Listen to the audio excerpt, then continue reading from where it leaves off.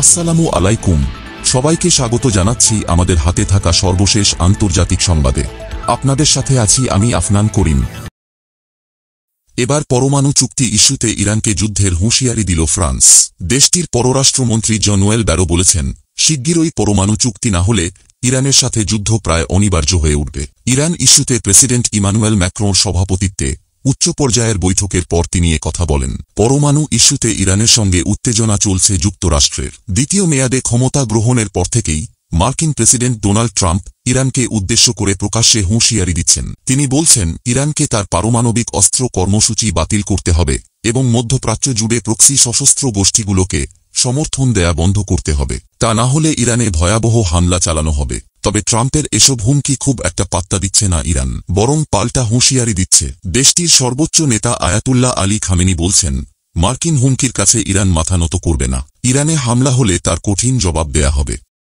এদিকে ইসরায়েলি প্রতিরক্ষামন্ত্রী Israel Katz গাজায় সামরিক অভিযানের একটি বড় সম্প্রসারণের ঘোষণা দিয়েছেন। তিনি উপত্যকায় সামরিক অভিযান জোরদার করার ঘোষণা দিয়ে আরও বলেছেন, ইসরায়েলি সেনাবাহিনী ফিলিস্তিনি ভূখণ্ডের বিস্তীর্ণ এলাকা দখল করবে। যুদ্ধরত এলাকাগুলো থেকে ফিলিস্তিনি জনসংখ্যা স্থানান্তরিত করা হবে। যুদ্ধ শেষ করার একমাত্র উপায় হামাসকে নির্মূল ইসরায়েলি জিম্মিদের ফিরিয়ে দেওয়ার জন্য গাজাবাসীর প্রতি আহ্বান জানিয়েছেন তিনি। তবে তিনি স্পষ্ট করেননি ইসরায়েল কতটুকু ভূখণ্ড দখল করতে চায়।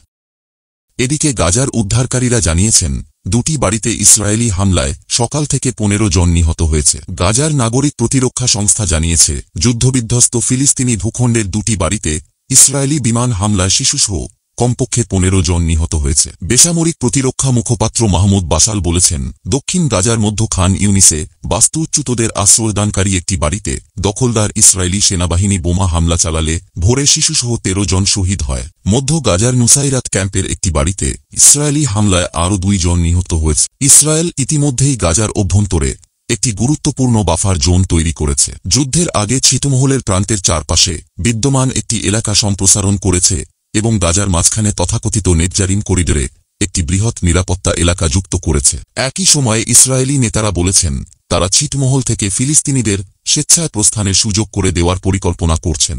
মার্কিন প্রেসিডেন্ট ডোনাল্ড ট্রাম্পও একই প্রস্তাব দিয়েছিলেন। ইসরায়েলি নেতানিয়াহু বলেছেন, সামরিক চাপ প্রযোগই বাকি জিম্মিকে ফিরিয়ে আনার সর্বোত্তম উপায়। এমনকি গাজায় জাতিসংঘের ক্লিনিকে বোমা হামলা চালিয়েছে ইসরায়েল। এতে অন্তত 22 ফিলিস্তিনি বেসামরিক নাগরিক নিহত হয়েছেন।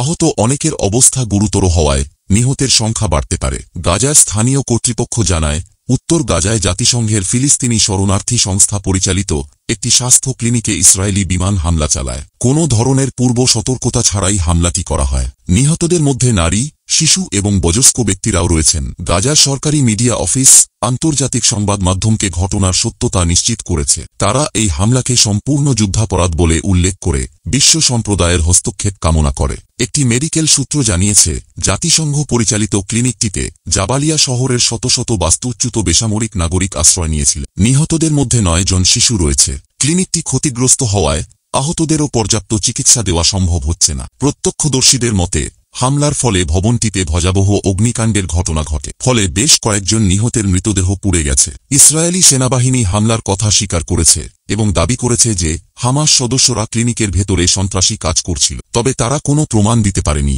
আইডিএফের একটি সামরিক বিবৃতিতে অভিযোগ করা হয়েছে, হামাসের জাবালিয়া ব্যাটালিয়ন ইসরায়েলি লক্ষ্যবস্তুতে আক্রমণ করার জন্য ভবনটি ব্যবহার করেছিল, তাই সেখানে হামলা করতে বাধ্য হয় তারা। হামাস তাদের পক্ষ থেকে ইসরায়েলি দাবিগুলোকে অপরাধকে ন্যায্যতা দেওয়ার জন্য স্পষ্ট মিথ্যাচার বলে প্রত্যাখ্যান করেছে। পাল্টা বিবৃতিতে বলেছে, এই অপরাধ ফ্যাসিবাদী নেতানিয়াহু সরকারের সমস্ত মানবিক, আন্তর্জাতিক আইন এবং নিয়মের প্রতি অবজ্ঞাকে প্রতিফলিত করে। অন্যদিকে মার্কিন পররাষ্ট্রমন্ত্রী মার্কো রুবিও নির্দেশ দিয়েছেন, যুক্তরাষ্ট্রের ভিসার আবেদনকারীদের সামাজিক যোগাযোগ মাধ্যম কার্যক্রম কঠোরভাবে পর্যালোচনা করতে হবে। বিশেষ করে ইসরায়েল বিরোধী ও ফিলিস্তিনপন্থী পোস্ট দেওয়া ব্যক্তিদের যুক্তরাষ্ট্রে প্রবেশ ঠেকাতে নেওয়া হচ্ছে নতুন ব্যবস্থা। মার্কিন কূটনীতিকদের উদ্দেশ্যে পাঠানো এক চিঠিতে পররাষ্ট্রমন্ত্রী রুবিও নতুন নীতির নির্দেশনা দেন।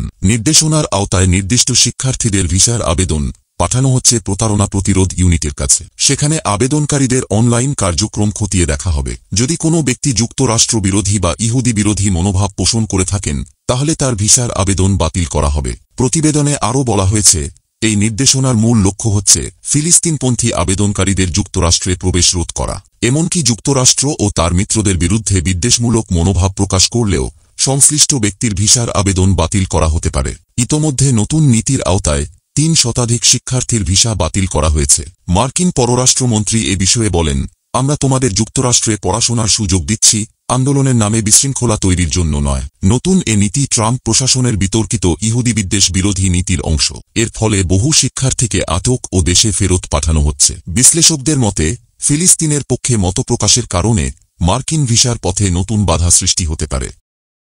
এদিকে রুশ প্রেসিডেন্ট ভ্লাদিমির পুতিনের ওপর রাগান্বিত মার্কিন প্রেসিডেন্ট ডোনাল্ড ট্রাম্প। এক সাক্ষাৎকারে মার্কিন প্রেসিডেন্ট নিজেই এমন মন্তব্য করেন। শিগগিরই ইউক্রেনে যুদ্ধবিরতি বন্ধ না করলে রাশিয়ার তেল রফতানির ওপর 25% শুল্ক আরোপ করা হবে বলে এ সময় ঘোষণা দেন ডোনাল্ড ট্রাম্প। মার্কিন প্রেসিডেন্ট জানান, রুশ প্রতিনিধিদের ওপর তিনি বিরক্ত। চলতি সপ্তাহেই ভ্লাদিমির পুতিনের সঙ্গে এ বিষয়ে কথা বলবেন। এর আগে ইউক্রেনের প্রেসিডেন্ট হিসেবে ভোলদেমির জেলেন্সকির বৈধতা নিয়ে প্রশ্ন তোলায় রাশিয়ার প্রেসিডেন্টের প্রতি ক্ষোভ প্রকাশ করেন ডোনাল্ড ট্রাম্প। কয়েকদিন আগেই জেলেন্সকিকে ক্ষমতা থেকে সরিয়ে নতুন প্রশাসনের অধীনে নির্বাচনের দাবি জানান ভ্লাদিমির পুতিন।